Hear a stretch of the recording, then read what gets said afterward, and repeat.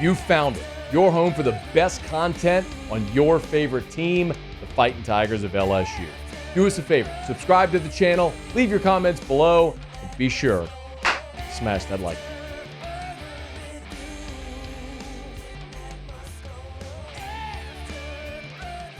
Well, LSU's 25 recruiting class is, by all accounts, going to be one of, if not the top recruiting classes in the country.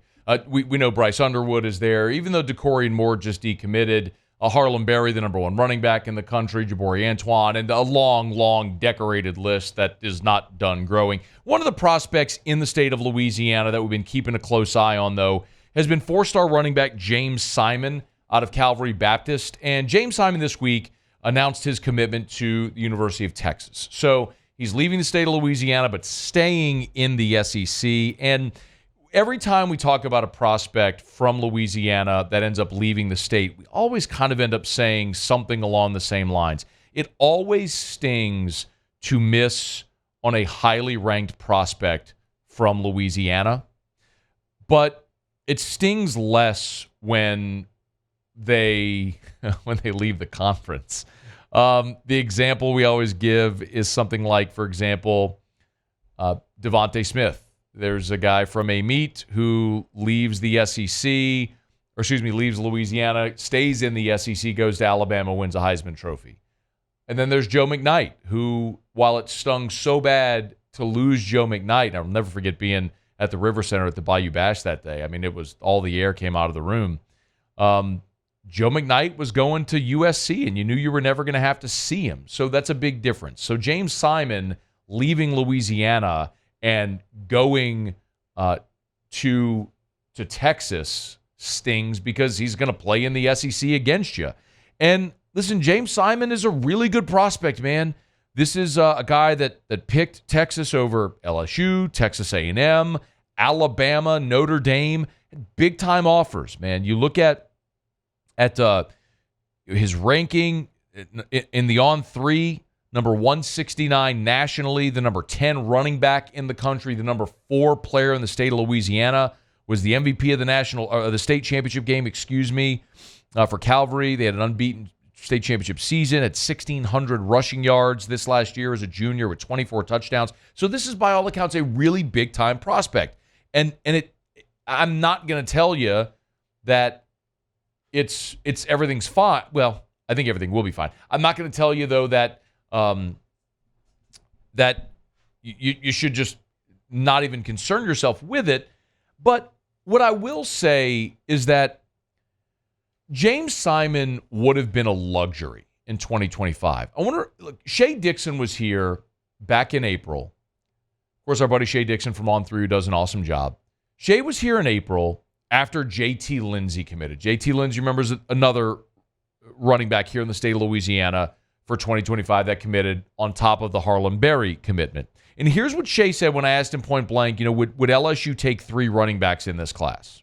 Yes, I do if it were James Simon. Okay. Right? You've got 3 top 11 running backs in the country, all in Louisiana. But now you've got 2 of them committed, and James Simon's currently right now on campus at Notre Dame. He's in the middle of, I think, 8 stops over 2 months, and then official visits would probably come. So he's still got a ways to go with his process. Obviously, they felt like, hey, we like Lindsey. If we offer him, he'll probably shut things down. And so Shea said, look, yeah, they would take a 3rd if it were the in-state guy. But now he's going to Texas, so I don't think LSU is going to take another guy. Remember who you have committed already. You got Harlan Berry in this class, who's the number 1 running back in the country. He's the highest running back from the state of Louisiana since Leonard Fournette. He's a kid from New Orleans who is basically being not stylistically to Fournette, but a comparable get by talks of getting the number 1 running back in the country from New Orleans to stay home. I mean, Harlan Berry is the number 17 overall player in the country at any position. And we talked with Ryan Clark about Harlan Berry a few weeks back after the 7-on-7 tournament, where he said Berry was as good a pass catcher as any receiver in that tournament. The guy plays running back. So, I mean, you're talking about a guy that comps to Christian McCaffrey. We've heard those comps coming out of high school. I'm not saying Harlan Berry is going to the NFL today and going to be Christian McCaffrey. What I'm saying is, coming out of high school, the comp is McCaffrey, size, skill set, all that sort of stuff. So you've got that guy already on board, and then you also have a commitment from JT Lindsey, who, when you just look at rankings and ratings, JT Lindsey and James Simon are very comparable. So Simon is the number 10 running back in the country. Lindsey's the number 12 running back in the country. Simon is the number 169 overall player in the country. Lindsey's the number 190 overall player in the country. So you have the unquestioned number one best guy in Berry, and then you had two guys from the state who were really comparable. You took the commitment from the first one that wanted to commit, and now in JT Lindsey, and now James Simon decides he's going to go to Texas. When I look at the LSU running back room for 2025, this is why I say Simon would have been a luxury. Again, I'm not telling you no big deal, let him go to Texas, don't let the door hit you on the way out. I'm not saying that at all. What I'm saying is you don't really need him, at least not as it stands today. So in 2025, this is what your running back room would look like. Junior Caleb Jackson, junior Trey Holly, or redshirt sophomore Trey Holly, presuming Holly is eligible, right, from his current legal situation. But by all accounts, it seems like that's being worked out, and Holly will be back. You'll have Caden Durham, a blue chip in this class, the 24 class, in his second year. And then you'd have Harlan Berry and JT Lindsey.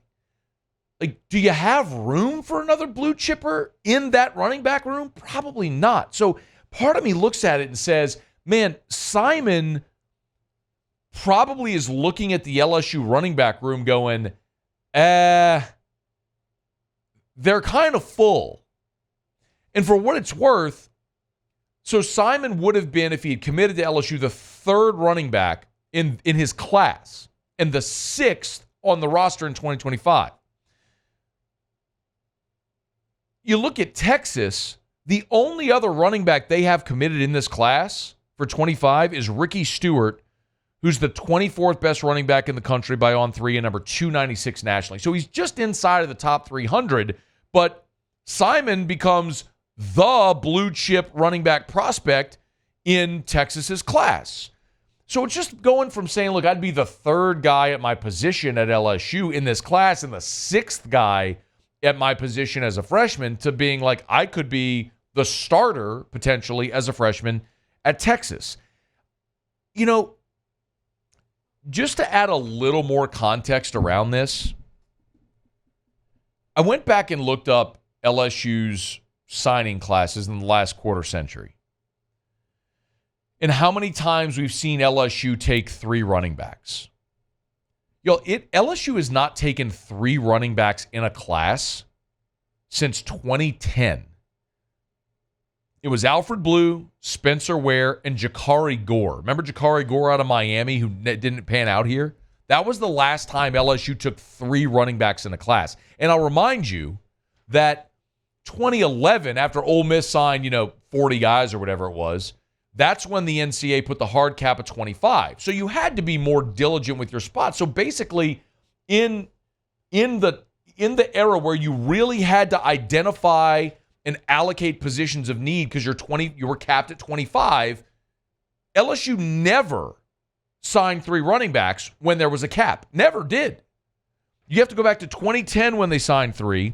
They did it in 2006 as well with Richard Murphy, Charles Scott, and Keelan Williams. That was a hell of a class. And you, of course, take all three of those guys. I would say that'd be comparable if you were taking Simon in this class. And then Nick Saban back in 2002 signed four running backs. But, it was a different era. And if I read off some of the names, you'd understand why you just take as many guys as you wanted back then because you could.